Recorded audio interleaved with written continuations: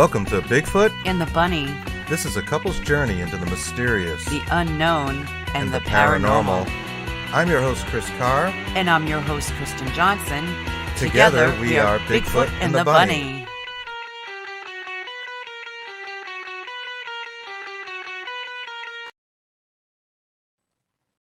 And we're live. Welcome to Bigfoot and the Bunny. Happy Saturday, folks. Happy Saturday. Hey, hope you're having a great day. We certainly are. I've had a lot of coffee to drink today, and I'm pretty much jacked out of my mind. I hope you're doing well. We got a great show for you. Our guest this week is Sam Baltrusis, and he's standing by, so we're going to bring him right on.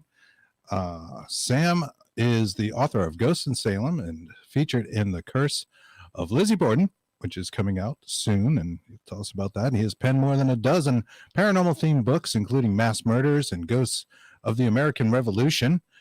He has been featured on several national TV shows, including the travel channels of Haunting, Most Terrifying Places, Haunted Towns, Haunted USA. In 2020, he made a cameo on several television programs, including Paranormal Nightshift, Most Terrifying with Jason Hawes, and Forbidden History.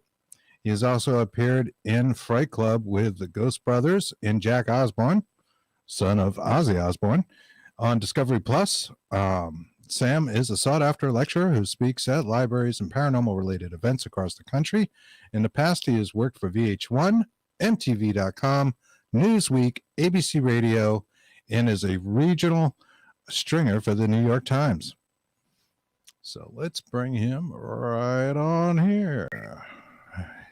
Hey there, buddy. How you doing? Hey, guys. Thank you. Hey, doing well. And don't mind me if I talk really, really fast. We have 2 hours to kill, so I'm going to have to slow it down a little bit. Yeah. Slow it down, Chris. A couple notches. I've been telling him that for a couple hours. And I'm like, you can have more? Yeah, oh I've been scurrying and getting all kinds of cool stuff together. Yeah. Yeah, there, my notes are all disorganized. But I know you have a series, Haunted Hotels, with Sam Baltrusis, and I know you were recently at the Biltmore in Providence, Rhode Island, which is about 10 minutes from where we are right now. So I was hoping we could start with that and talk a little bit about the Biltmore's history. And I know, a lot of people don't know the legends surrounding the Biltmore. Yeah, so the Providence Biltmore is one of many hotels that are featured in my podcast called Haunted Hotels with Sam Baltrusis.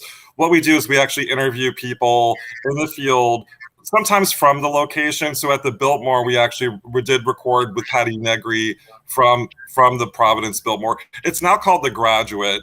So it's been totally refurbished, but you can't refurbish the ghosts. The ghosts are still there. So the whole backstory was said it was built by a Satanist, and there's been a lot of crazy legend and lore associated with the Biltmore when it was built in the early 1900s, including that there was a chicken coop where there was like blood sacrifices. There's a room called the Bacante room, which had women that were scantily clad, but they were saying that like there was kind of orgies happening in that room and stuff. So a lot of a mobster-related backstory, a lot of bloodshed, and a lot of partying too. It's a party hotel. So the spirits are still kind of partying in the afterlife. Right, and when you say the chicken room, I mean, my first thought, of course, is KFC. Chicken blood, animal sacrifice to eat chickens. What's the story there?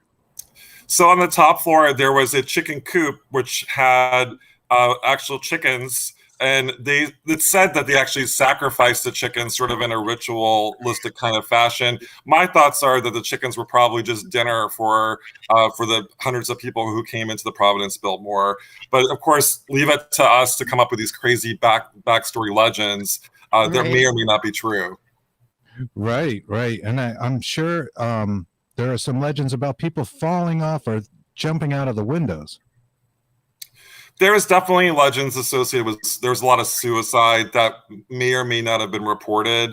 When I was connecting with Patty Negri, who you may know from, she's the psychic on Ghost Adventures, and she was actually featured recently on the Hotel Cecil episode, where she almost was like picking up on a spirit and almost jumped out the window. I had the same thing happening actually at the Providence Biltmore, where there was someone in the room that may have committed suicide, jumped out the window. So we were kind of talking about that and picking up on the energy of a man. And there's been reports of what seems like a man falling from the window.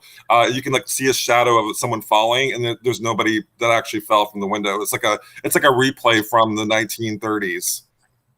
Wow. And Patty Negri, the good witch, I know was actually interviewed by somebody who just said hello to us, Ken Allen, our friend Ken Allen, Hey. from the Wizard's Table, who is has a show on after us at 6:00.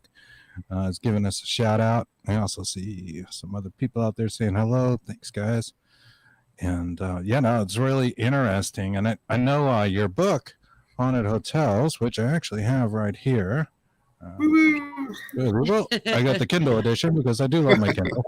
And I prefer like a book that you can hold in your hands. I really do. But sometimes I crack and I go, well, okay, I'll just get it on the Kindle. We really want that kind of thing. So, speaking of that, I did notice a number of your books, not all of them, but some of your older books are on Kindle Unlimited right now, and that's pretty cool. A way for people to go out and check you out and check out your work.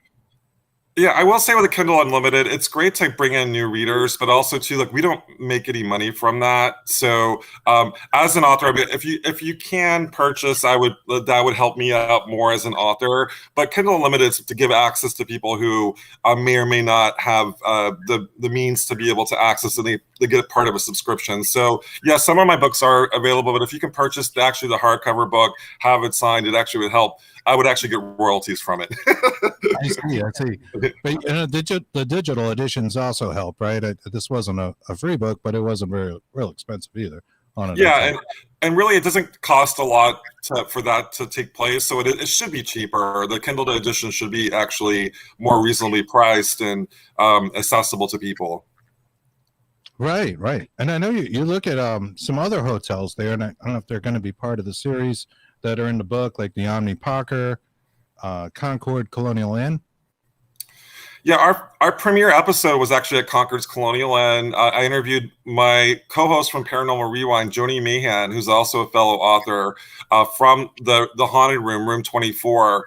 And that room, things were flying behind us. It was an insane show. So it's kind of like a talk show, but if I'm reporting from the haunted location, things do happen behind you while you're talking. And like she investigated that location before, and she had a soldier come up to her during her investigation, and we had things happening behind us as well from Concord's Colonial Inn. Wow, and that's in Concord, Mass, right? It is, yeah. So the backstory to the inn is that it's so close to the Battle of Concord and Lexington, and so we have all these men and women, which was the shot heard around the world, who were at that hotel, serving as sort of like a triage for some of the wounded soldiers. So some of the spirits related to that are still haunting the location. It was also other luminaries lived there, like Henry David Thoreau.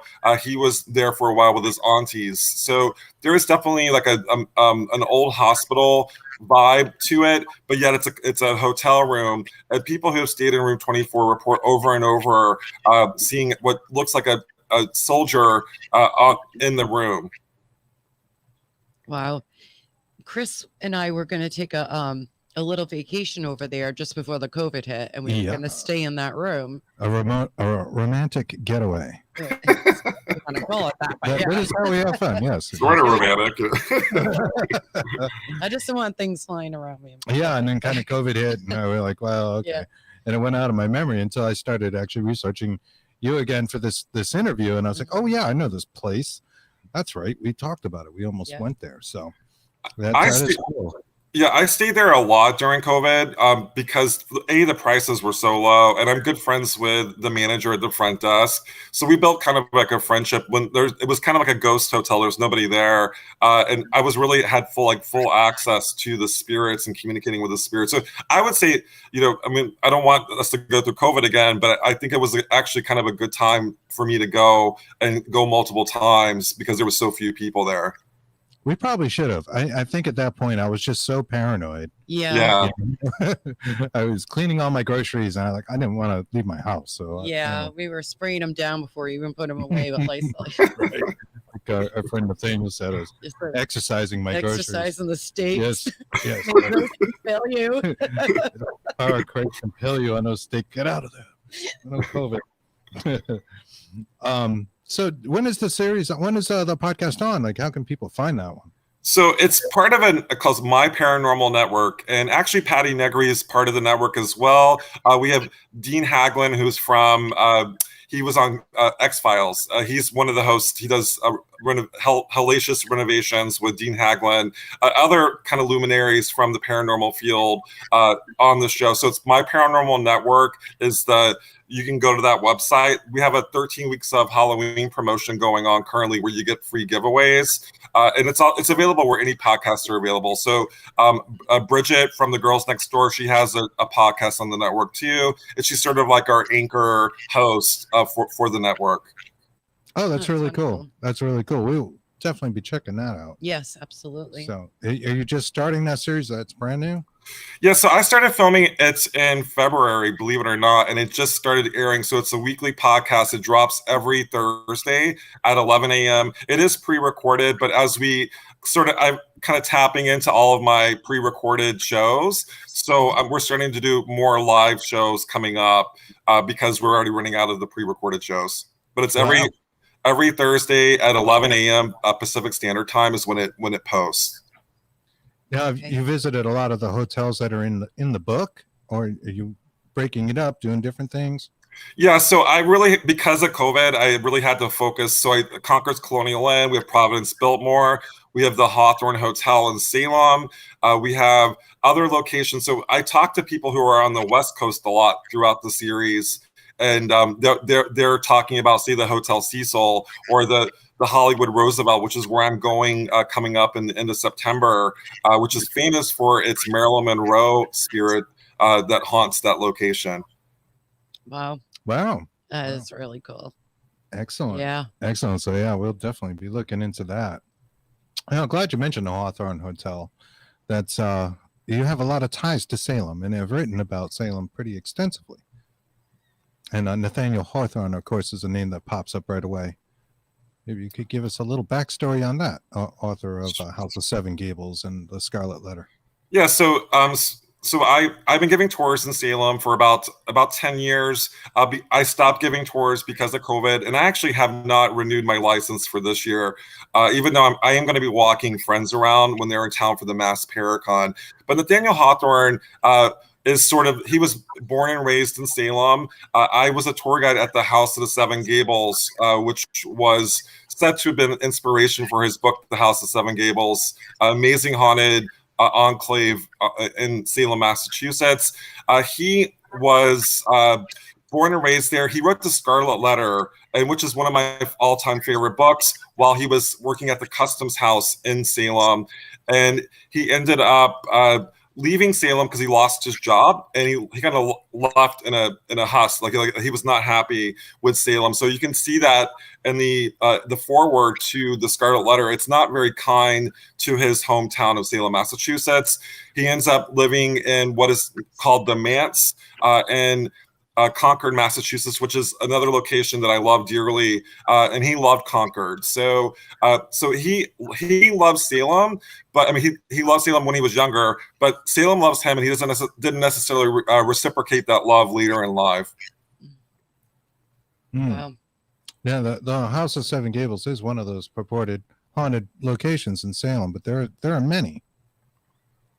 Yeah, so the House of Seven Gables, the Turner Ingersoll Mansion is where I would give tours, and it's an amazing tour. So I highly recommended the tour. I just recently went there with Ryan Buell and took his group there, and it's weird. I gave tours for several weeks during the Halloween season in 2016. I never had a paranormal experience, even though people did report having an experience in the attic area.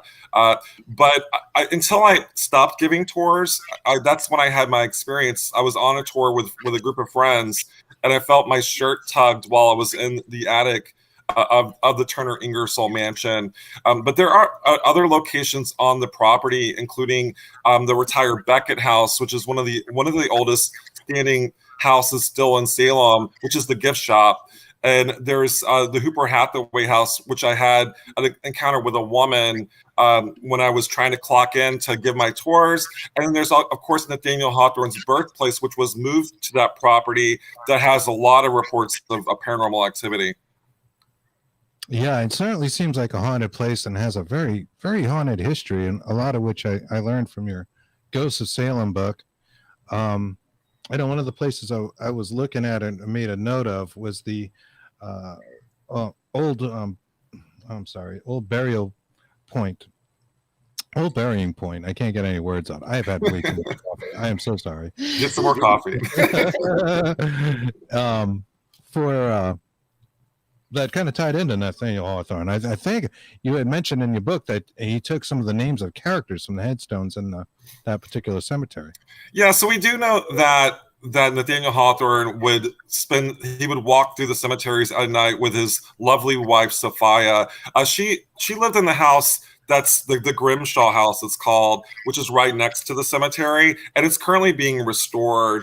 But he would walk through and look at headstones, including his great-great-great-grandfather, Magistrate Hawthorne, who was portrayed in The Crucible as the hanging judge, as the ultimate bad guy. But he was said to have been inspired by the gravestones. And the reason why they would walk through the cemetery at night is Sophia would get migraines. So they would kind of like go on date night in the middle of the cemetery. Sounds like your date night at the Concord Colonial Inn. Right? Yeah, we have a surprising amount of those. It's like, what are you going to do? Oh, let's go to the cemetery. Hang around some dead people. Yeah. Sometimes the dead people are, better than hanging around the live people. The living, right. Sometimes they make better company, honestly. There's I hate to say that, but that. Yeah, drama. So, but I think a lady in white was also seen in that particular cemetery, right? Yeah. So the cemetery, to kind of give you some idea, the last time I was there, they have turned the Samuel Pickett House, Pickman House, like that was right on the corner.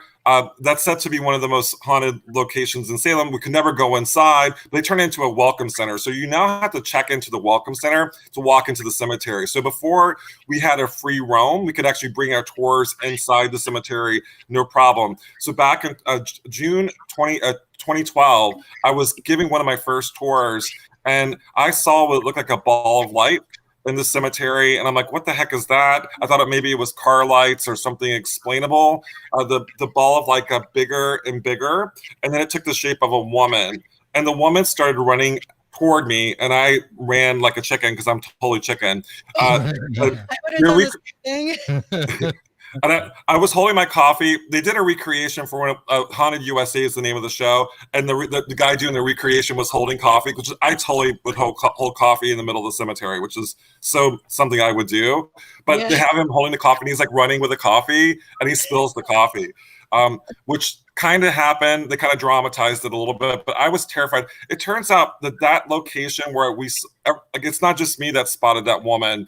That's where Mary Corey, who was one of Giles Corey's wives, the second wife, that's where she's buried. So we believe the lady in white may be Mary Corey. I have not seen her in years. I have not heard reports of her. Maybe she's happy now in the afterlife, because I know at the time she was desperate to communicate with me. Wow. That's really interesting. I think the lady in white phenomena, and I'll call it a phenomena, is pretty intriguing, because there are a lot of ladies in white. Certainly there's legends almost in every location, every town, every state, locale that has a haunted area tends to have a lady in white. There used to be one reported in Freetown Forest, for example. Right.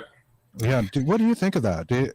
I know, Kristen, you have some thoughts on that as well. I right? do. My mom told me when I was little, because I actually saw one. She said that women back then were buried in their wedding dresses. So that's great.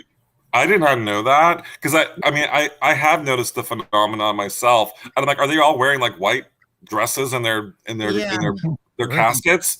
And apparently they are, if they're buried in their wedding gown. Mary Corey loved Giles. I mean, she was sort of like the yin to his yang. He was a cranky old man. She was a loving woman.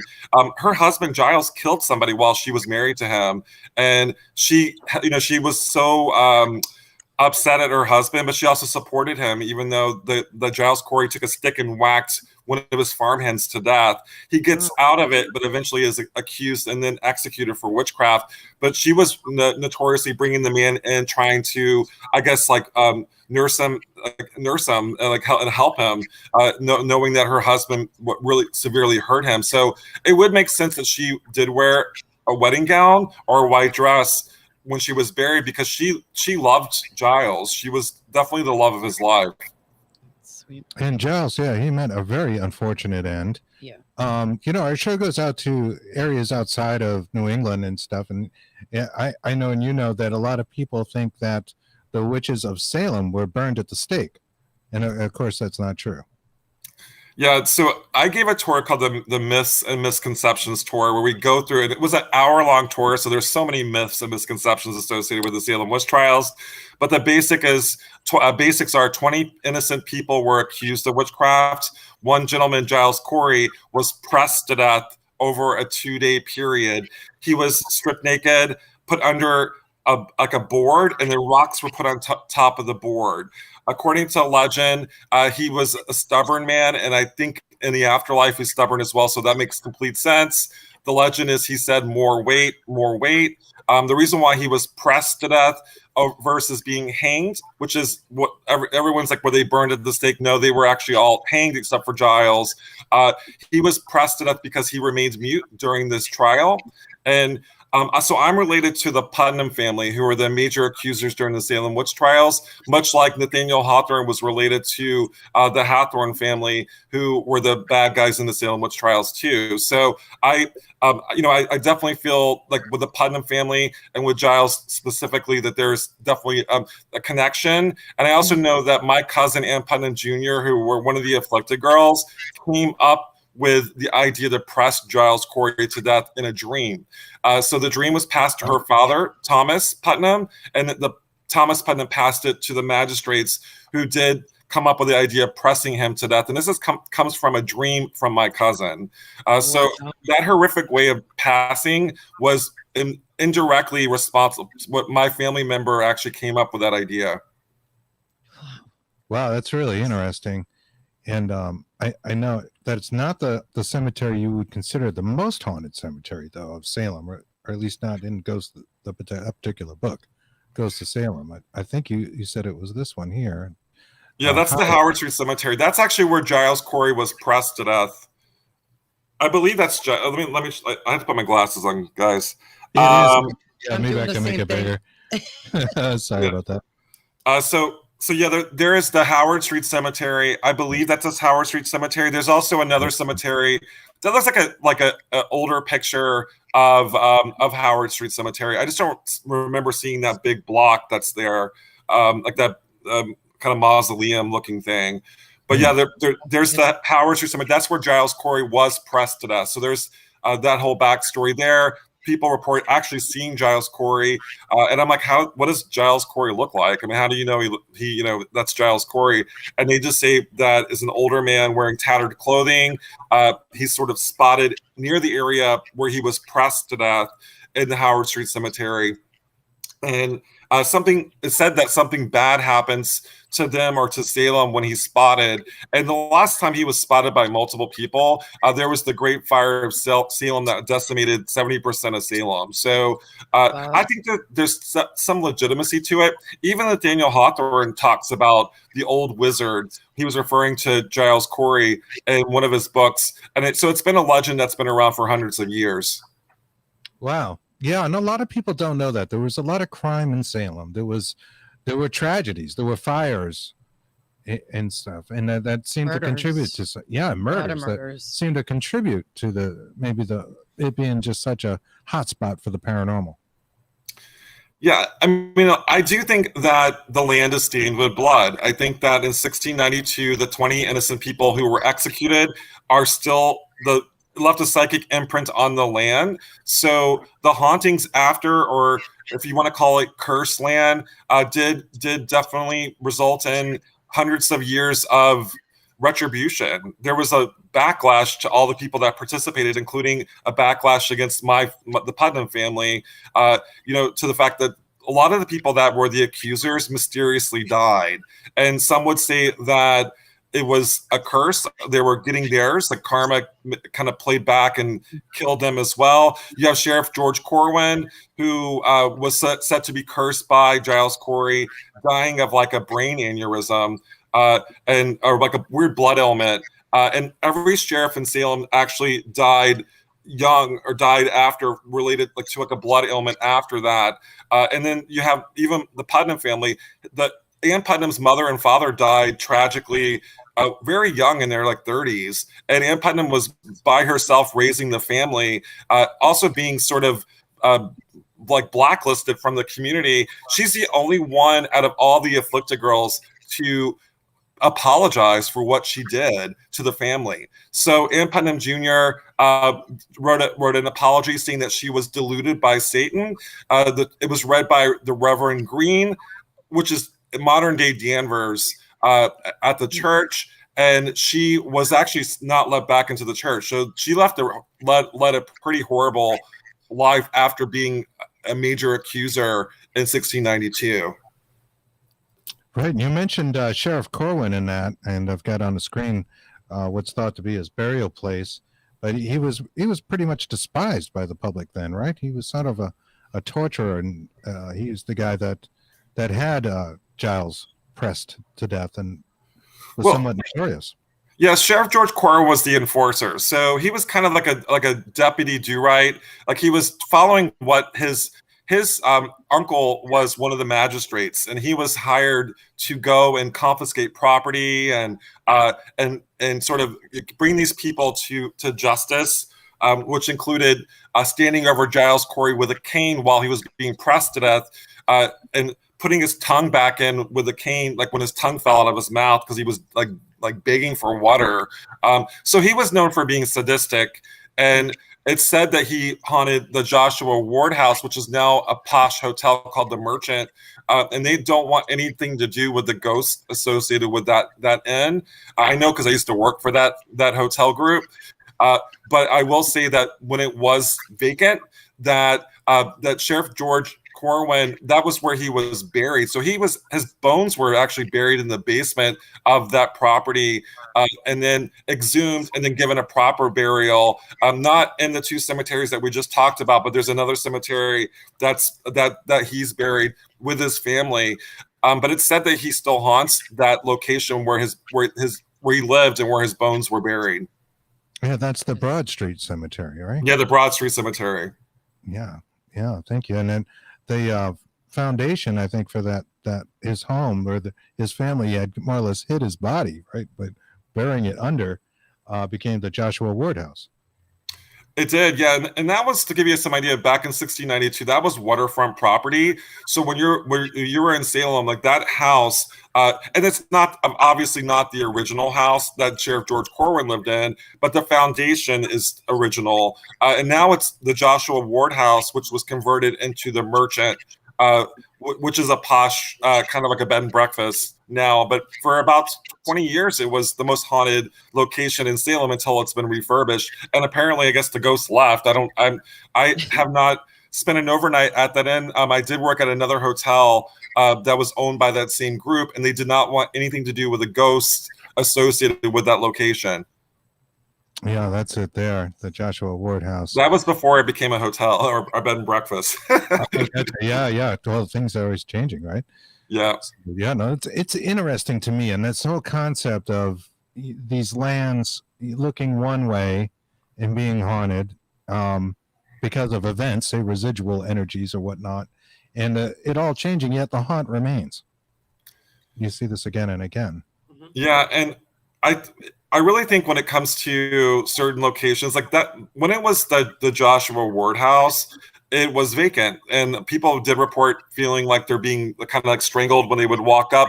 I actually got scratched years ago, I was walking up with a tour group, like kind of too close to the house, and I got scratched on my chest. And it felt like kind of like a burning sensation on my chest. And I'm like, oh, I thought maybe it was a bug bite. Well, when I go home and I lift up my shirt, there's a scratch mark down my chest when I went to, after going to the Joshua Ward house.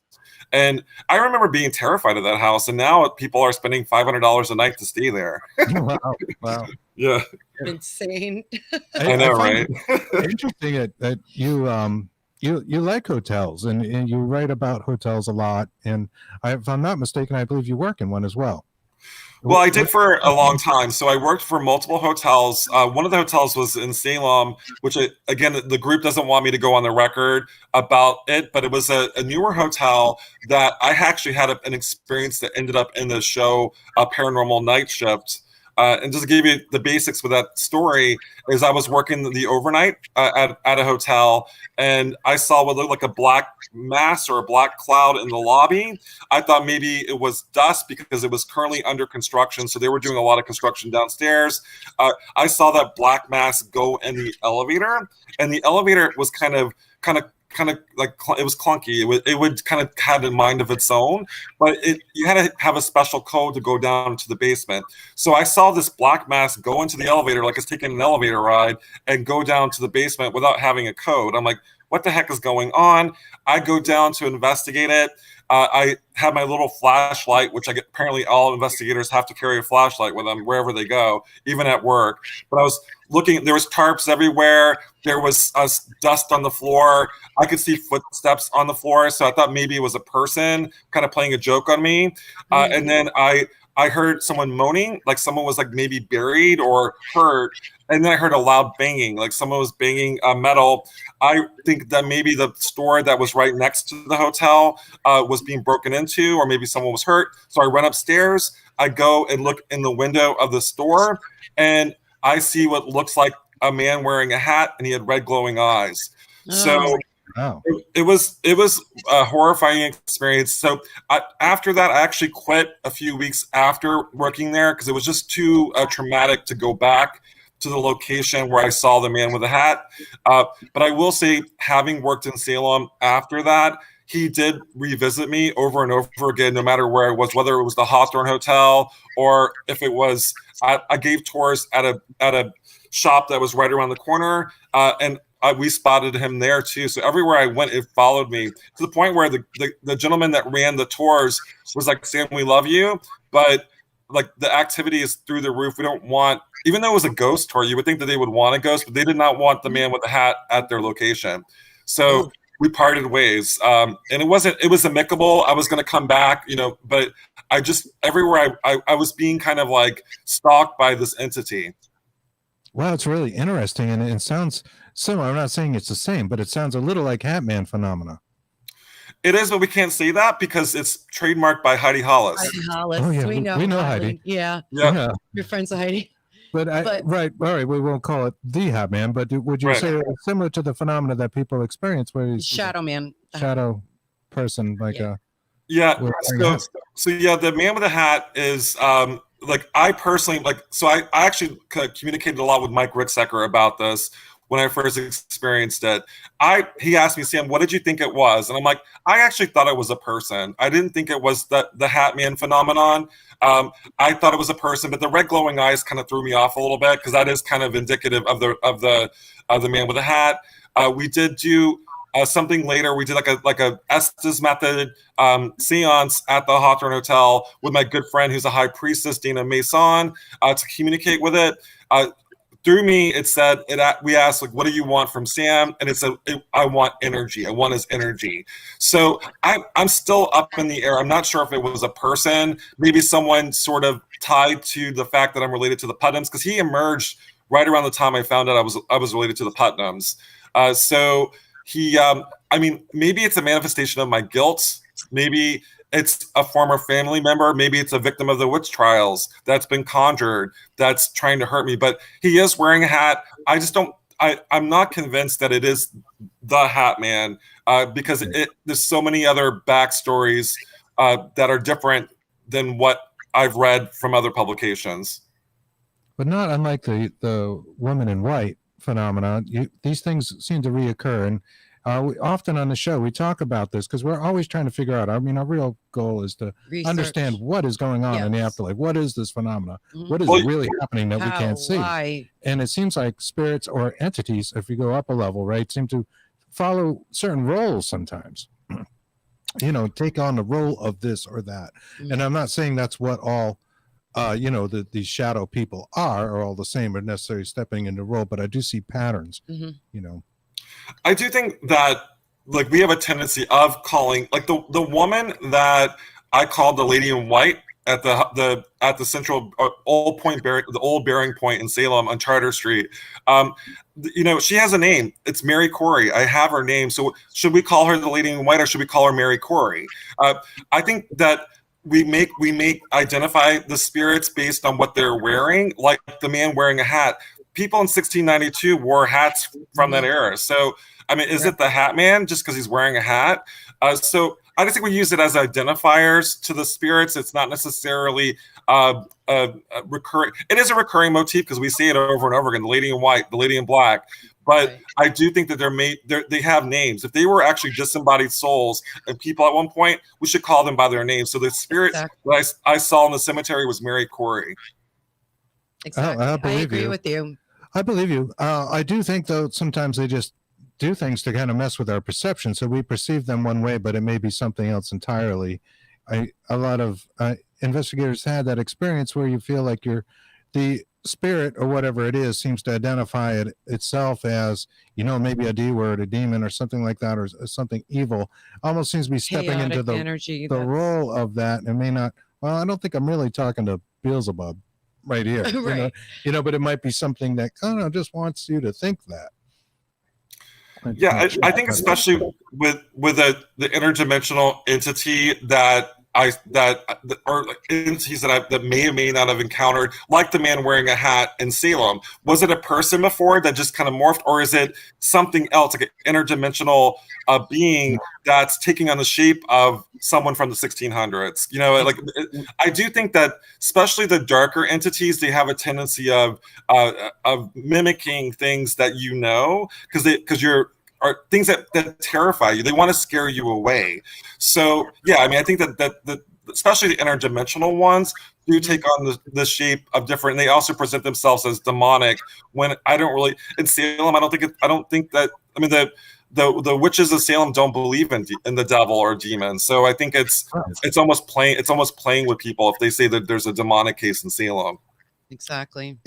And it's interesting, and it does seem to come down to like a feeding of the energy. I think they like the chaos.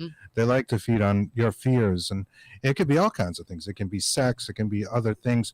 We've been looking into the research of Dr. Terence Palmer recently, who is this he's a doctor out of the UK who's doing a lot of spirit rescue removal. I'm sorry. That's good. Treatment, and for like people who come across as mentally ill.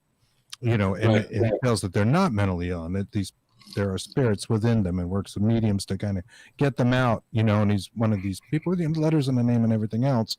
I find it very fascinating that you have people like that, that are working that are legit scientists trying to figure out some of the same phenomena that we talk about as paranormal researchers.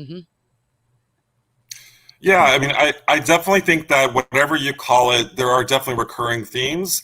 And I think that different approaches work for different people. I had an attachment too, but like for my attachment, it was channeling that I didn't know how to push it out. So I was channeling an entity, and it turned into an episode of A Haunting. So everything I do turns into a TV show.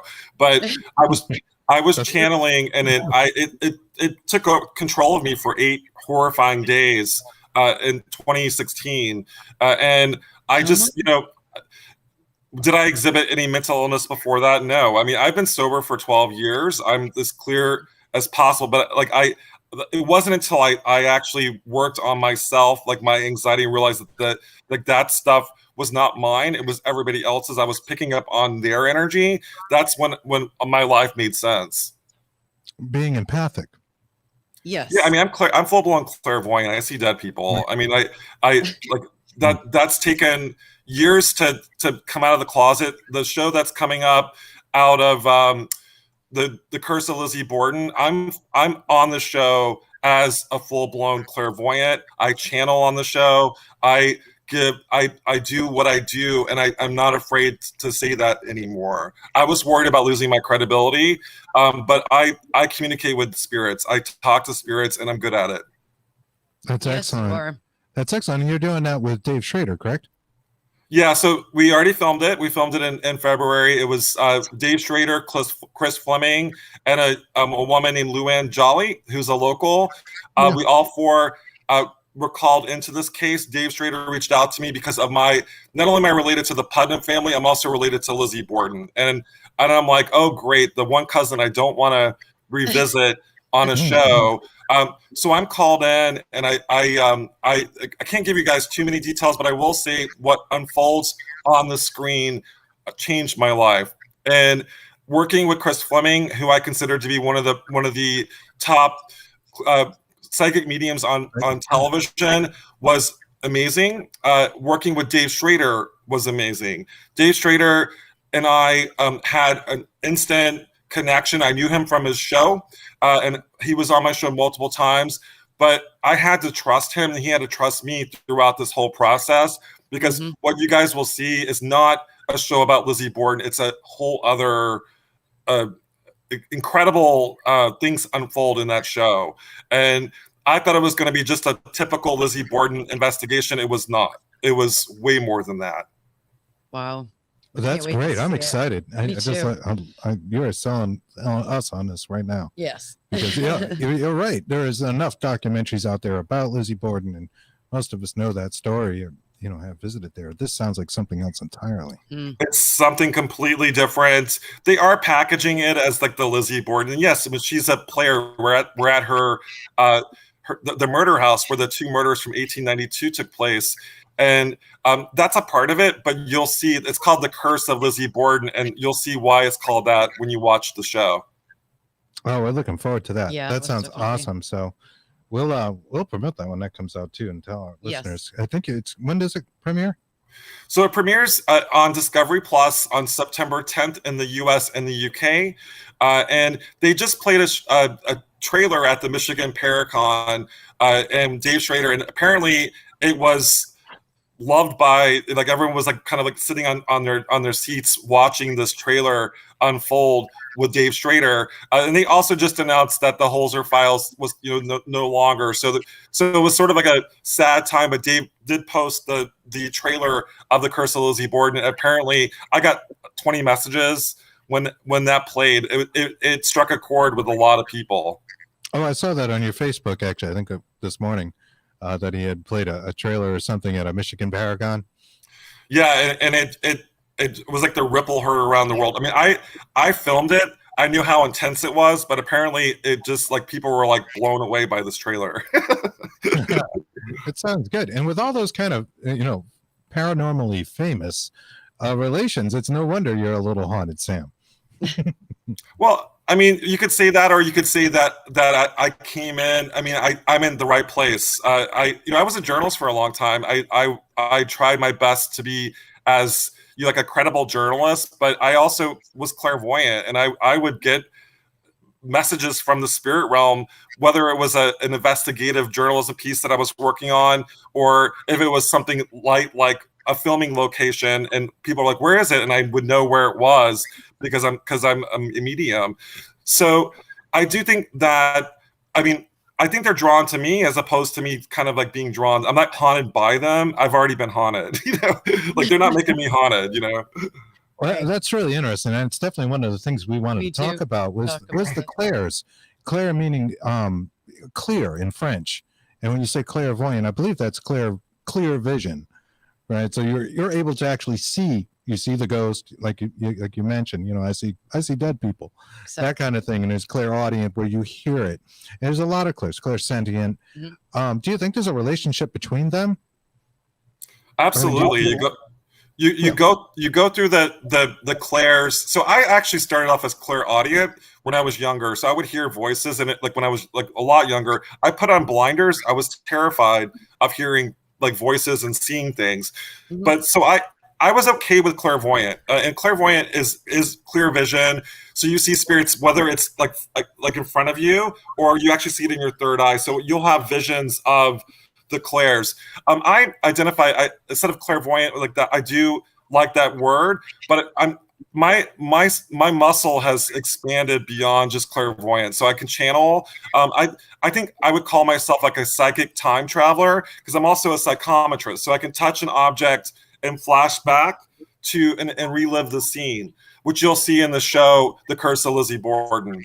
That's interesting. So if you work the muscle gets stronger. If you work the muscle with other people like Chris Fleming or other really talented psychics, you pick up their clairs. So I found that I started off kind of working by myself just as a clairvoyant, and then I started working with other very talented psychic mediums, and I started picking up their abilities too. It's almost like they're morphing into me, or it opened up something in me. But I will say that having worked with someone like Chris Fleming or other talented psychics have opened up a floodgate of other abilities. Mm-hmm. Oh, that's awesome. And some of that actually is a little bit like the opposite of Kristen herself. And I hope you don't mind me saying this. Go ahead. We both have sort of psychic abilities, if you will. Maybe not full blown. We don't call ourselves that sort of thing. But Kristen is clairaudient, and it can be clairvoyant. And when she sees things, she really doesn't like it, right? No, I was like opposite, you, and I put the blinders on and I blocked everything out when I was a child, and she's kind of the reverse. She's okay with hearing it, but if she sees it, she's I'm freaked out. I'm out. That's what I said when you said about the ghosts. I'm like, oh yeah, that'd be the first thing I do. I'm like, you tap your in, go. Yeah, right. Yeah, Listen, I've done that several times. I have. Yes. I've got that on video, but yeah, Yep. I'm like, it's your turn. So, but I like being, in a way, being clairsentient, because I can feel energies and that the love and everything. But when it comes to, and I remember last time we had you on, you were like, you were doing tours for the USS Salem, and you're like, oh, don't even want to go there. You can't go there. And I'm like, oh, I'm going to be a rebel and I'm going there, but because it's been being empathic, I can feel so much. And I like to feel that sometimes, but say we're in the store or something and I can feel people's energies and just like, oh, it's like, I don't like doing that, but we both try get to some of shut it that off. and try to turn it off. And I think a lot of people do, you feel each other, in the simplest of terms, it's like a person walking into a party versus walking into a funeral. There's a feeling that you just instantly get, right? That's different. But for a lot of people, this is a bigger deal, and somebody's energy can really turn you off or be really intriguing, or a situation or an entity or maybe a dead person. Well, for me, I lived in New York City for about 10 years, and I tried to go back because I was like, oh, I'm going to move back to New York City, because I'm now a television producer for the TV show A Haunting. So I thought, maybe I should go back and reclaim my backstory as a producer, because I was a good producer, but I couldn't deal with the energy in New York City. It was too overwhelming for me. So I go back, and I'll tell you, the energy in the city was so chaotic, I could not turn it off. So I have to live at a location where I can ground myself. And I find that Boston is very good at that. I mean, it's, even though I live in a city, it's not like New York City where there's people around you. And I'll tell you, COVID really did affect the energy on the planet, whether good nor, there's definitely a lot of chaos, and I feel like it's getting better, but I still can feel it, and it's hard to turn that off and interact with people. But you'll see, I've been going to a lot of events lately with the paranormal people, and it's actually a very positive experience, because we're all kind of healing from the past year and a half with COVID, and we all know we're all going through the same thing. So it's like-minded people coming together to spread love. Oh, it's great. It is a beautiful thing. Yeah, and we're trying to get out more now and try to get past it too. And I agree. I found it really debilitating. I couldn't even watch TV. At a point, I just could not watch news anymore. No. And my life got better as soon as I stopped watching the news, which is sad, right? It really is. And I do think that, and this is going to be a little controversial, but I do think that the light workers of the world are being called together. I think that we are, there's darkness in the world, and as light workers, we're expected to kind of come out of the crystal closet and show our abilities and help people and help the planet heal. No, I agree with you. It needs Definitely, healing. 100%. It needs healing. People really do. does. People really do. Mm-hmm. It's amazing to me. I was thinking about things like Live Aid, and we watched this funny thing about Balloon Fest Balloon 86. Fest 86. Oh my Are you God. familiar with that, Sam? Balloon Fest? I never heard of Balloon Fest. I heard of all the other ones except for Balloon Fest. It's on Be Amazed. Yeah, Be Amazed. You can find it on YouTube. And That's the best apparently description. in Cleveland in 1986, they released 1.5 million balloons for United Way. And nobody had the foresight to see, well, what happens to the balloons.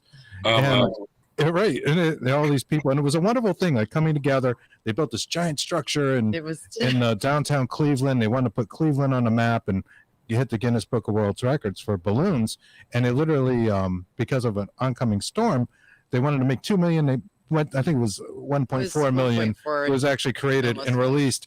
And then there was all this havoc, like with airports in, the balloons is, it looked like this giant beast in the sky. Like it was crazy. It looked like really smoke, weird. Like floating through.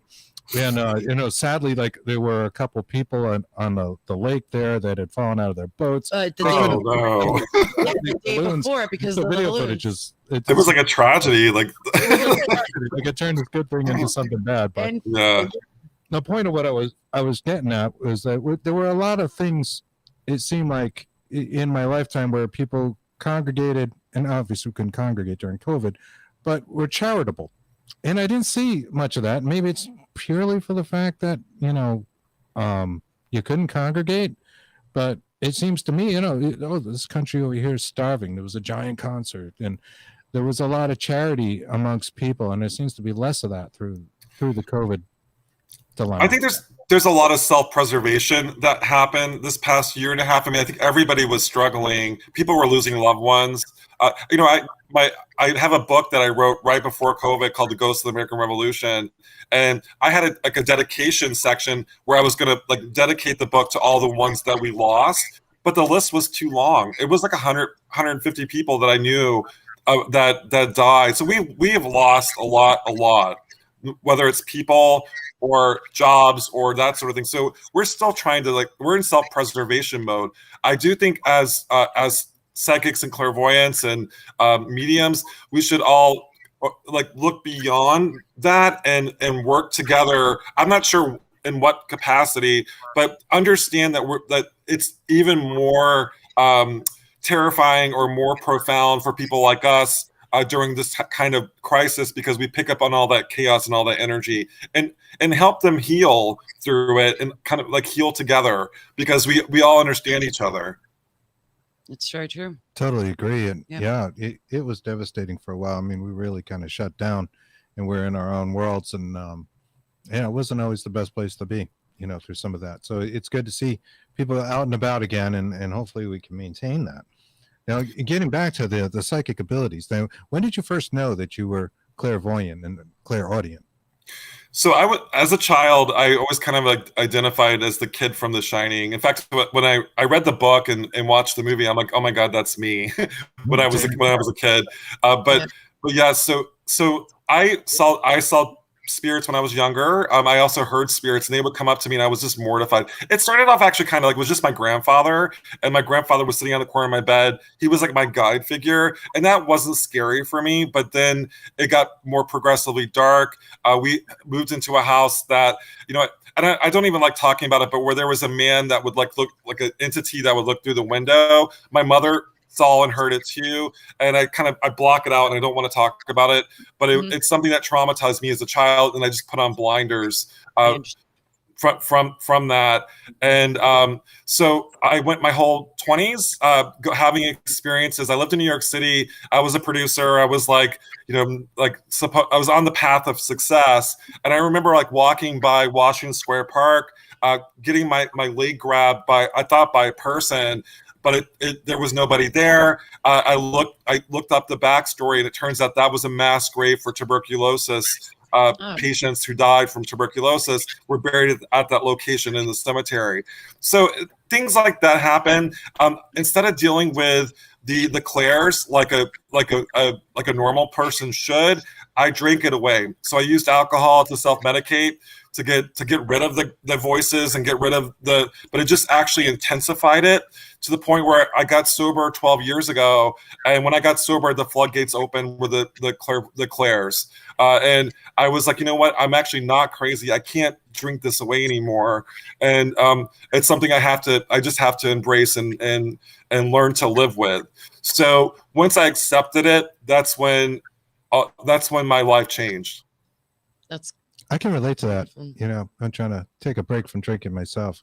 I think with the COVID and everything, and not that it's, you know, another thing I didn't do before, but yeah, you get a little excessive, and it's nice to take a break from it or stop completely, for sure. One thing we've always talked about is also like drinking and drugs sometimes are sort of a portal to these things. Yeah. So it's great to hear. The good news is like it got better for you when you stopped. Yeah, but that's after going through hell, you know, like with alcohol. Like it did get better, but I use alcohol like medicine. So I would use it to calm me down. And it wasn't until I got sober and I realized, hey, these are not my emotions that I'm picking up. These are the emotions around us. For me, like the really dark period in my past, as I lived in New York City during 9/11, and the energy and the chaos from what happened with the World Trade Center was so terrifying to me. I almost had like a breakdown. So it took me years to recover from that, and also to process what was really going on. And you know, now that I'm where I am now, I can go, you know, you've been an empath your whole life. And as you've worked the muscle, you're now clairvoyant. You're now clairsentient. So I do think that by having that clarity, it actually makes your ability stronger. Absolutely. That's awesome. That's awesome. Was there anything you did to aside of stopping drinking and just through natural occurrences to increase those? Were there any kind of exercises you did? Like, do you meditate, for example? Yeah, so a big part of recovery when you get sober actually really does work the muscle. So a lot of recovery with me was prayer, meditation, and I really never did that. I never would pray or never would meditate, and that was a big part of my recovery. And I find that that's actually when I get my messages is when through meditation. So I'll sit outside. I'm big about I do like couple of like rituals that are kind of, they're more Reiki in style that as protection. So I do like a crystal shield of protection that I learned from my good friend Dana Mason, and I do things that are kind of like Reiki, like yoga, meditation type things every day, just to ground myself and for protection. That's really interesting. And doing like a self-protection ritual, I find that's fascinating because you see that in the paranormal. We see that. I use these too. These are Selenite Harmonizers, so I'll hold them like this and for grounding. So I do use crystals a lot in my work. That's wonderful. Nice. I like that. Nice. I like that with having two of them as a tool. Yeah. You know, that aforementioned gentleman, Dr. Terrence Palmer, also has people doing rituals to cleanse themselves and that kind of stuff. Not that he invented it or anything like that. I think it's more common for paranormal people and witchy people to be involved in those sort of things. What are you looking for? I was going to find a crystal or something over here behind me. We've got a lot of things in that bookcase behind us. That's kind of fun. I do too. I'm like looking for all my stuff. So guys, I do a trick called throwing rocks. So I'll get like a black selenite or like a jet, and I'll put all the negative energy into that rock, and then I will let go and let God. So I'll throw the rock in the water just to release the negativity. And I do things like that. I do a lot of releasing. Like, and I you know, when you watch The Curse of Lizzie Borden, I cry throughout the entire show. I'm channeling, so I'm channeling like a lot of really bad shit in the show, but also crying is a good release for me too. It's like it's a wonderful way to let go of all the chaos and the sadness just to cry. It's very powerful. I have to do that at least once a week because of the way the way we are. And I have to do that. And I'm like, when we get a house, I need a she shed. And he doesn't understand because I'm like, I need to have a I don't pity. think it should be your first thought. No, but I Yeah, need to have my pity you're gonna party stay in and the be backyard. by myself while I have it. I need this to myself. You know, I don't want to have everybody around, but it's the true statement right there. Yeah, You're right. You have to. People do need self-time. They need time with themselves And I need to correct work everything because- out, you know, work out your thoughts and Yeah. And you know, negative energies, positive energies, those kind of things. I agree wholeheartedly. Yeah, that happens. It's going to Yeah. happen too.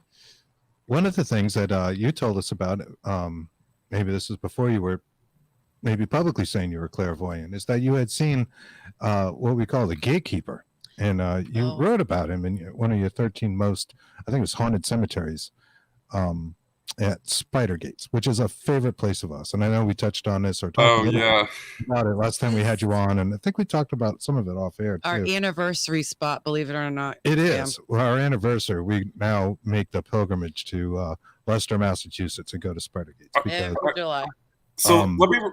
You want to recount? Like, I mean, So it's in my book, but yes, I'm there with Frank C. Grace, who's a great photographer. My friend Liz, who was the film, she filmed the show. She was like way behind us. She had the car keys, so she was carrying equipment. I was because I'm so interested in Spider Gates. I was walking up, and Frank was leading the way because he knew how to get there, and I actually couldn't find it. So Frank was like showing us how to get there. So I turn around, I hear a man go, "Hello, ma'am," and she's like looking shocked, and this gentleman and a woman walk out of the woods and give her keys, and he's speaking like an old-timey language, like he's like old English, and here are your keys, mom. And then he and the woman go back to the other side, and they kind of disappear in the woods. It was so creepy. It was like, and I'm like, Liz, like, what did he look like? And she's like, he looked like an older gentleman. He looked very pale, and she was like mortified after that experience. yeah, we had talked about this. Now, we had an interaction with the Gatekeeper, and we'll get a little more into that. Gatekeeper. But Sam what- also did too. Blew us away was that you had described him as maybe having suspenders, being this kind of like farmer looking guy and Yep. almost colonial clothes. And we had a sort of impression that he looked exactly the way you described him to Skinny. us. And we went a step further before this interview. And at that point, we had never read 13 Most Haunted No. Cemeteries. I think I had Googled things about Spider Gates relentlessly and seen like a snippet and maybe saw the word Gatekeeper, but didn't know the whole story. So we did look and I went in blind. read that yesterday, honestly, your whole chapter on Spider Gates, and there were all these similarities that we found amazing. You talked about a bold voice, like a big, I forget the adjective you used, Bellow. that Bellow. bellowing voice that Yes. that people have reported hearing. We heard that. We didn't know it was in your book, but we've talked about it a lot on the show because it was probably one of the more paranormal events that ever happened to us. We were walking toward one of the edge walls. Kristen, I'll give you the setup. She had headphones on, similar to these that were kind of noise canceling. Couldn't really hear anything. They were plugged into our Tascam recorder, and she's only hearing what's coming through the recorder, right? I'm walking next to her. I don't have that going. And we both heard somebody go, "Hello." It scared the crap out of us, Sam. Yeah, We both jumped up on the air. I literally jumped up on the wall. It's about 3 feet high over there. And we're looking around for the people. I could see the whole front. I don't see anyone around. Whole thing. I jumped off. I stepped on a rock, and we caught an EVP on the recorder. But here's the weird thing. The hello that we both startled us both is not on the recorder. not on any recorder. We had 2 recorders and not either one. But that's And the it most was loud and it paranormal bellowed. thing that's not, we don't have the data for it, but we have the experience, which is wonderful, right? It's actually better that way. The paranormal part of it to me is that there is no voice on the recorder. It's not there. There's no the hello thing, and you mentioned something about that on your chapter, and I was like, wow, look at that. So that's really interesting. I actually got the clip with the EVP. Now we got 2 EVPs of what we think are the Gatekeeper from different trips there. And we hear there's like an accent, and maybe Old hopefully English. you can hear this Old old English. accent. Yep. So in that first thing, you're going to hear me jump off the wall. You hear a noise like Me I swear. jumped on. It was a rock. And yep, she swears. I bleeped it. We Not bleeped that it I out. have to bleep, but Sorry. we bleeped it anyways. And then you're going to hear this voice go, "Rock was old." Which doesn't make a lot of sense. All rocks are old, but Yeah. it was a rock from the wall that had fallen that I jumped on. Yeah. That was just That made the had been noise. knocked off the wall for whatever reason. So let me play that We for can you hear it. and our audience, because it's kind of just really intriguing to me. But that thing is. He scared the shit out of me.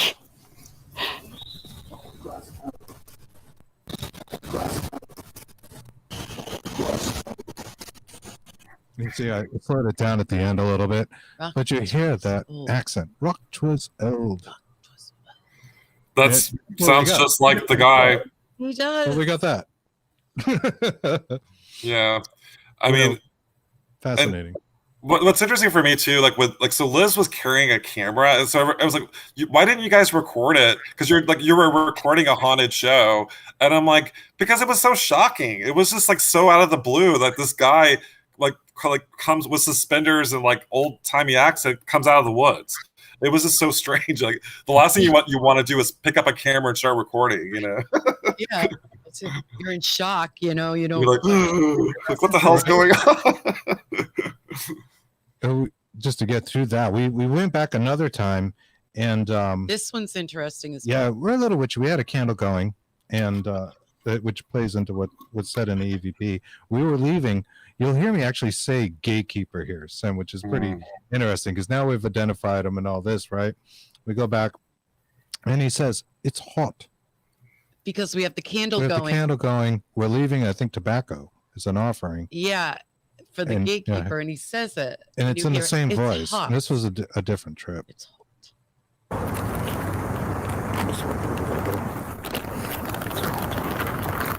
Gatekeeper. That gave me chills. That's exactly what it sounds like. Gatekeeper. It's hot. It's hot. It's very light, but you can hear it. Just before he says that's not us. If you hear me say the word Gatekeeper, because I'm leaving some tobacco for the Gatekeeper. And it's hot. It's hot. It's hot. Yeah. Rock was old was really weird though, because it's just like, okay, well, if rock was old, so what is it to us? Yeah, right. It is old. All rock's old. But yeah, it's fascinating. You have these experiences. Other people have reported these experiences, and they're so similar. So how do you discount that? It's a real thing. It's a real phenomena for other people to have. I didn't like going into the Spidergate Cemetery in Leicester. I didn't know that whole backstory. I really didn't. So I wasn't expecting it. So I'm like, was that paranormal? And then I did research, and other people had the same experience. I'm like, oh, wait a minute, it actually may have been paranormal. That's the Gatekeeper. Right. Exactly. I went in blind. He only knew a little bit, and when I first got there, those woods in the back corner, there's something evil in those woods. I can feel it. Did you get that feeling when you were there?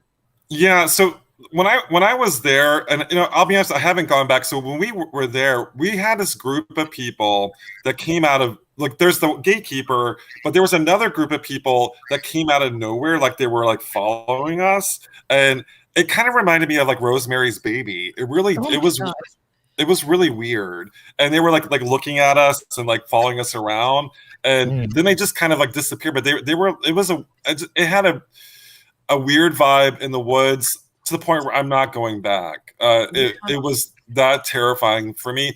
I don't think I could find it again, because I tried, when I went, Frank had to show me where it was, and it was just so. And some people say it's very peaceful. I think it's something completely. I don't think it's peaceful.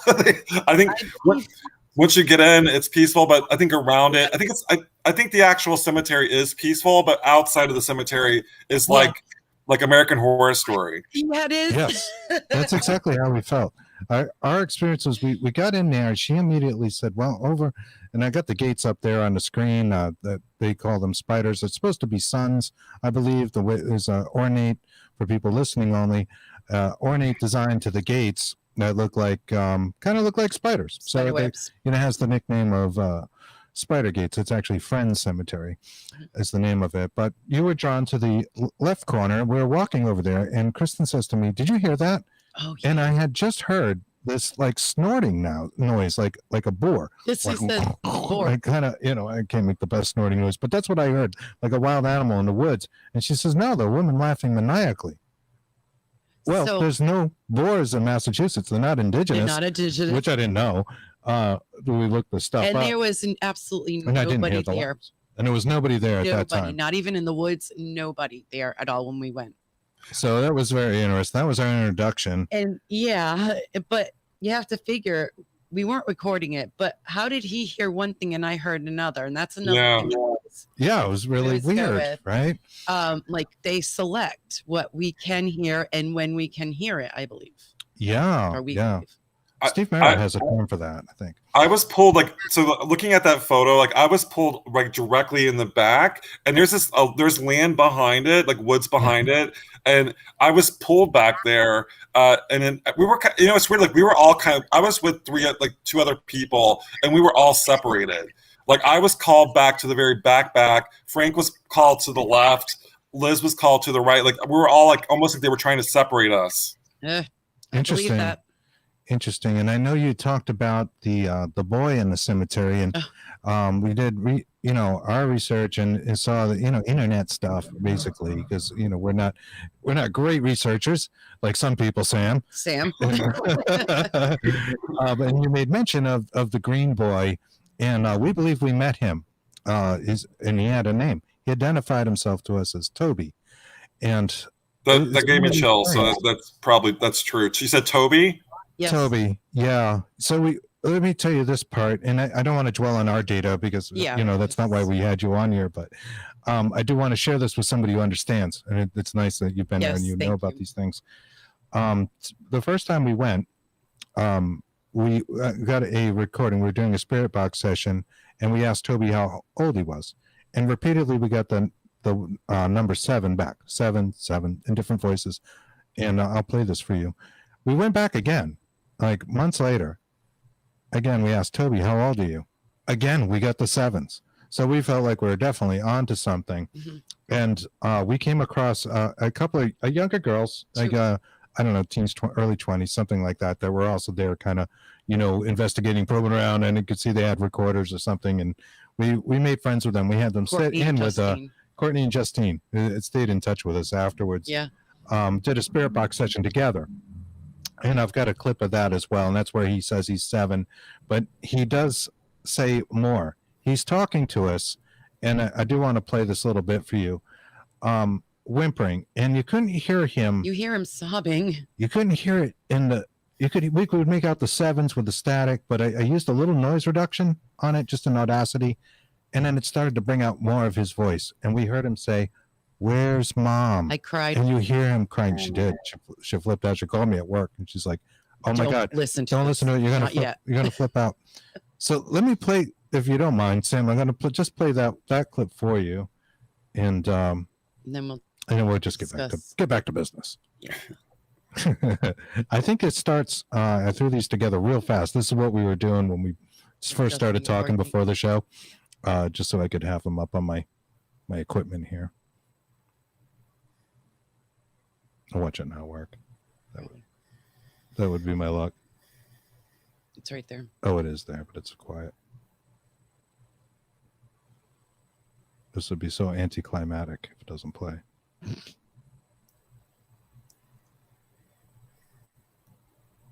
Let me make sure it's loud enough.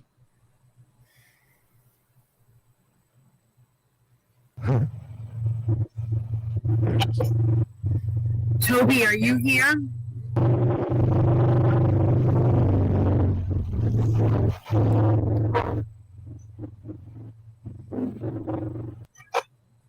Toby, can you tell us how old you are? Again? The 7's actually clearer without the. You'll hear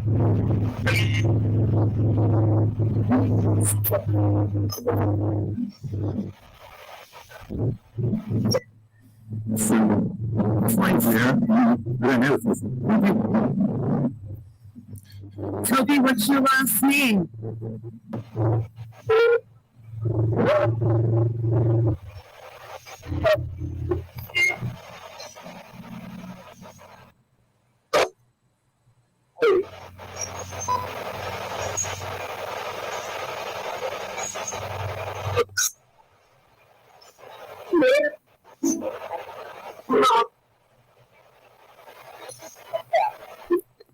That's Why are you guys here?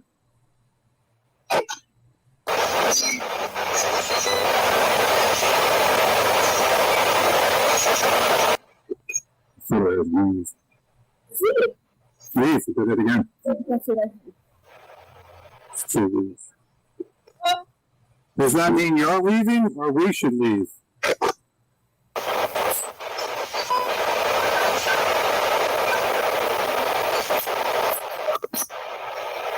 Scared.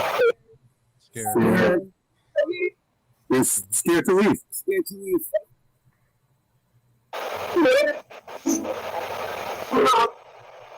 Okay, and that's it. I looped the "Where's Mom" part, but I don't know how good that's coming through with the speakers. It's we have headphones on, but I think you can at least minimally hear the "Where's Mom" and maybe some of the whimpering that was going on. He's actually talking to us through that whole segment. It's the same voice while the radio's just spinning. It's the exact same voice. It's a kid's voice. I got choked up. That was emotional. I mean, the poor kid.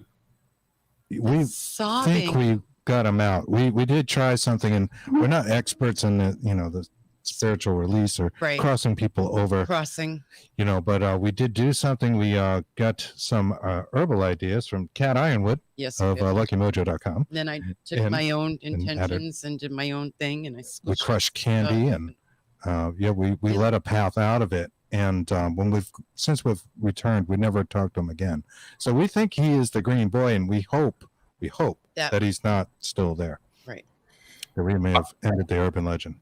I definitely, part of me feels like that he may have been playing the role of Toby, the green boy, almost like he was because that location was a hot spot for kids going and drinking and partying for many years. Is he a thought form? Was he actually a real kid, or I was getting that maybe he was actually a thought form, playing a kid, like an Ingergoer or something like that. Yeah. Now we actually went to libraries for this one, and we know that that every year, I hate to say this, but we know of a college that they initiate people and go there every year and do this really weird ritual. Yeah, it's kind of an odd thing. And even the Reservoir Cops know. And right. Yeah. They go there with the hoods and everything else, but it's been ritual because somebody who started that's Worcester Polytech. They was buried in the cemetery. I'm not sure if he was Quaker or not, but they go there and it's sort of like what is the skull? Kind of like a skulls like ritual where they go and they read things and it's very spooky and all that. Girls of the Southwick. And some people probably take it seriously and some probably don't. Right. You can look at it either way. Of course, there's the rumors of satanic rituals, and you have to wonder back. I know, growing up, some of the more rural towns in my area, they would have one cop, for the whole town, and Berkeley, Mass, for example, we used to hang out in Berkeley. You could do anything in Berkeley when I was in high school because they had no police. They had 2 police in a trailer, and it was a large area. So you have to wonder what might have occurred in places like Leicester that are somewhat rural back then. I guess they're, I'm not saying those rituals actually happen, but it's possible. Also, the satanic panic, but also back in 70s, 80s, 90s, the satanic panic, but also the I feel this in places. People carry their baggage with them, and it kind of drops off and attaches to something else. That's a good point. You've done a lot of ghost tours, Sam. Do you think that's true? People bring in ghosts and hauntings? I produce Mass Paracon, and I will say that a lot of the paracons that I've attended or even produced are like attachment swaps. You know, people bring in their baggage and they swap it out. The Lizzie Borden murder house is notorious for that. People come in, investigate, drop off their baggage. Salem is notorious for that. So absolutely. pretty much everything I do has potential baggage dropping off. Yeah. Sure. And I imagine there's something to that, and just having your own vibes is like your own energy, and people come in with negative energy and they probably leave something, you know. And it also goes for positive energy too. I mean, I think that I tend to try to surround myself with positive people, because I think that just it energizes both of us, and we can kind of give and receive the positive energy. But then the negativity, you can't stop it. Like Salem, we have like the weekend witches, where they come in for the weekend and they like try to conjure a demon or whatever they try to do, and sometimes that they do it and they have no idea what they're doing, or conjure a ghost. There are even candles in Salem where you can like buy a necromancy candle, like it's like summon a ghost, and they actually sell these candles in Salem. And it's like people who buy them now, the tourists, they have absolutely no clue what they're doing and what did they bring in, and that's what's basically it's like everywhere. A person playing with the Ouija board and all that. But I'm on the fence with all that, because I do think, if you're a paranormal investigator or researcher, you are doing necromancy in a certain way. You're asking a spirit to talk to you through the box. Right. Like, I mean, you're asking it to do something. So of course you are creating some sort of portal to it, just by your pure intention. I agree with that, but I also think that some of the spirits have, like Toby has, if he is in fact a boy spirit, he's got unfinished business. He's stuck. So it's our job as someone that can communicate with him to help him. And you guys tried to help him, and I think that's what we're supposed to do. We're supposed to help the spirits cross to the light. We had that same thought that maybe he isn't real. Like, it seemed like too much of a stereotype. There's the legend of the kid supposedly hanging himself, of course, in the hanging tree when you first walk in on the left, and on Manville Road, there, the main road. Interesting to know, and you probably know this, that dirt path that you go down to get to the actual cemetery was a main road in one day, back like in the 50s. They built that airport. There used to be houses and stuff down that dirt path, and it was a residential area. And then the people left. I didn't know that. The airport is right there, and the planes fly over it. And of course, they're, as we say here out in New England, wicked loud. And they are wicked loud, right? Between the mosquitoes that are buzzing you and the airplanes going over, it can be a tough place to get a clean recording. But there used to be houses up and down that road, and it was actually like a busy street. Well, that would make sense, because I saw the gatekeeper on that street, and it was like he was coming from his house, maybe, like maybe one of the houses, because it was down that dirt path that's where we saw the gatekeeper. Sure. Interesting to note too. We had found in a very old book in the Shrewsbury Library, where I was living at the time, how that land was like plotted out initially. There was a group from New York that had bought like all the land that ended up getting divided between two different towns, and they were putting the big tracts, and I imagine they had taken them, from the Nipmucks. I don't know if they paid for them, like in beads and all, the atrocities and whatnot with that, but that's a whole nother story. And they sold a large tract to the Earl family, the original Earls, which of course the Marmaduke Earl is one of the big legends, right? Going around the headstone 10 times and put your ear up to the stone at midnight on, I don't know, full moon or whatever it is, and it'll talk to you. I just had an epiphany. So I'm related to Lizzie Borden, but my connection to Lizzie Borden is the Earl family. Yeah, I'm like, oh my God, what if I'm also related to Marmaduke Girl too? It's possible. He was the original owner of that big tract of land, and they used a portion of that, and I believe they split it with the Potter family to build that cemetery, the Quaker cemetery. Now, they don't like you to go there, and they let you know that it's gotten some, notoriety in the past, but it's open for people to visit during the day. They really don't like paranormal investigations. We used to call it the undisclosed location because we didn't want them to get mad at us. Yeah. But People, if you go there, you see people do this stuff. And yeah, and like I personally, I don't know if I'm gonna ever go back. I mean, I'm glad I was there that first time. And if I say film a show or something like that, there you have to get approvals, for the location. But I'm glad I did have that experience, and I'm glad that I met the gatekeeper, even though he creeped me out. Yeah. Yeah. Well, that was creepy. It was like, what? Pretty interesting. Anyways, the Quakers were treated like witches when they came here, and sometimes they would get arrested right off the boat as soon as they were coming into the harbor. They were immediately restrained, a lot of them, because they didn't have a middleman. The Quaker religion has them speak directly to God. That's why some people call them shakers and that kind of thing, because they're speaking with their God. They didn't have, and they didn't need a preacher. That was or considered pretty blasphemous in those early days of America. Yeah, I mean, definitely. Like a lot of my tours, like even in Boston, the first tour I gave, Mary Dyer is a major player. She was killed. She was killed. So yeah, the Quakers were definitely almost more looked down upon, more than the witchcraft hysteria. It was almost more of like a genocide happening to those people. They were banished to Rhode Island, and it's odd that I'm actually like my lineage comes from Rhode Island. There's a part of me is like maybe we were Quakers, because it kind of has that. If you look at my life's weird, so I wouldn't be surprised that we actually were Quakers. It's so weird, but yeah. I'm sure a lot of us are. I mean, I have prominent members of the public and persisted and survived all of that, but it's interesting to see how they were treated by like the Mass Bay colonies and all that. It was horrifying at some of the things they would do to them. Not unlike the witches, and they were kind of lumped together, I think, in some instances, because they didn't have the traditional priest setup, if you will. Yeah.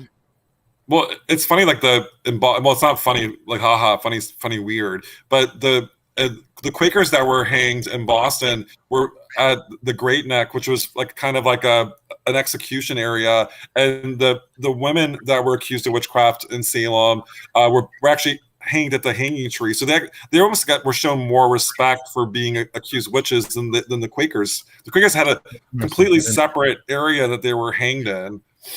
Wow. I didn't know that either. That's pretty interesting. I don't want to say pretty cool, because it's awful. It is awful. Yeah. And I think you look at racism and different things within America within the Ghosts of the Revolution book. Is that right? Yeah. So yeah, Ghosts of the American Revolution is coming out November 1st. I focus on everybody else. I mean, I do have like a George Washington chapter. I do have a Ben Franklin chapter. But I really want to talk about like the people that have been overlooked, the ghosts of the American Revolution have been overlooked.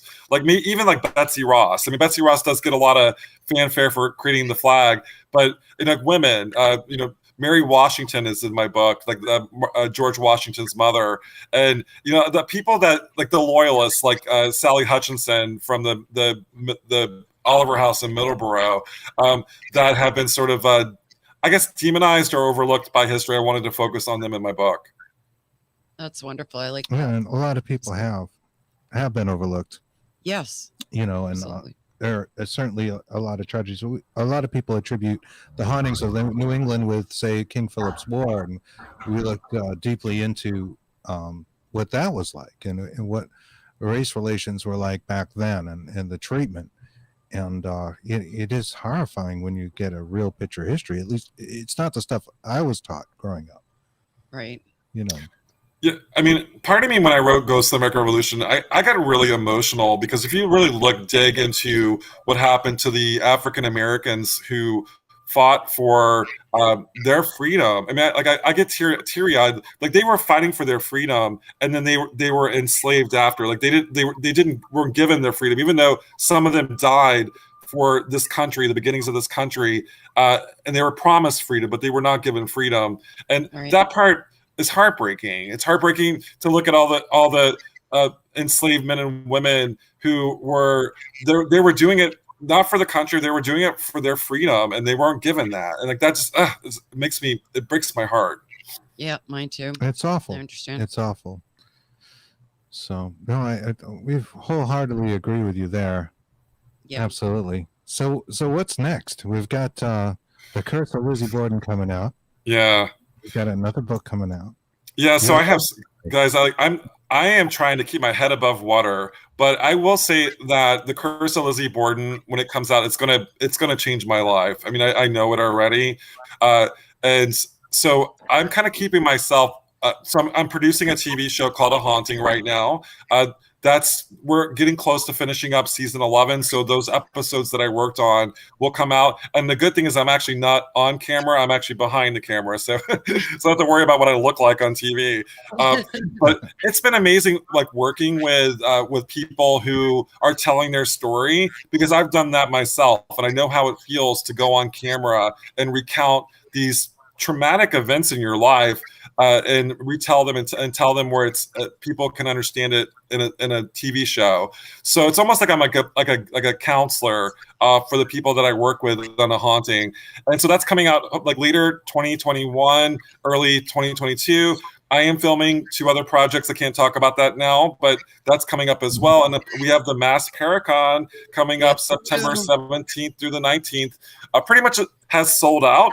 And are you guys going to be there? Yes, yeah, we're going to be there. We're actually selling up attendance, if you recall. We're going to be, we don't know exactly what we're going to sell yet. We're still putting some things together, but we want to spread the Bigfoot and the bunny word out there, and get the word out about the show and things we're up to. And that's what I would do. I would even have like your radio show out there. People want more information. Maybe you can see like where they go to see archived show editions of your show, because it's a great show and you want people to watch it. The community that goes to Mass Paracon is very tight knit, and there's a lot of love in that room. And I talk about the attachment swaps. Other Paracons have the attachment swaps. This is a love swap. Like we are like all like supportive and kind to each other. So I really love the vibe at Mass Paracon. Oh, we're psyched. We're psyched. And I know one of the features of it features some good friends of ours, including our very good friend Nathaniel Hawthorne, who's like our brother. He's like our little brother. We love. I didn't know you knew Nathaniel. That's great. Yeah, yes. We know him well. And you also have the Johnson brothers going to be there, and Sandra, and some other people too. That's interesting. A demonology dinner. Maybe let our audience know what that's going to be like. Yeah, so James Anito is my little brother, and so he's like, Sam, I want to do a demonology panel. I want it to be big, and I'm like, okay, James. so James organized it, and so he invited. So Sean Austin's going to be part of the panel too. I just actually met him in person. He was on Ghost Loop, and he and I have talked a lot like before meeting in person, but we met at the Gettysburg Battlefield Bash. But he's part of the panel. The Johnson brothers are going to be there. Nathaniel Gillis is going to be there, and so it's going to be it's a separate add-on ticket. So you're actually paying for dinner and the space. But so James is organizing it. Oh, and Elise Carlson, who runs works with Carl and James on Duo Demonology, is the moderator. That's wonderful. Yeah. Panorama Paranormal. Yeah, Panorama Paranormal. We love them. Yeah. That's awesome. I think that was a really cool thing to put together. Demonology dinner. I just like the sound of that. It has a good ring to it. Yeah. Demonology dinner. It's like, what are you having for dinner? I'm like, chicken. Fries with that? I'll take the demonology dinner. Like the demonology dinner. Like holy water, and I don't know what would be in your plate. I was just thinking that. Yeah, I'm thinking of those old school, vampire hunter kits or something. You get a crucifix and holy water and a steak or something. Yeah. But maybe you can eat the steak. Hey, but that's a good idea. Button. Well, this has been a lot of fun. Yes, thank you. Appreciate it. So you look much. great. We're really excited about your shows coming out. I'm really psyched about the Lizzie Borden one. Yeah, that's so cool.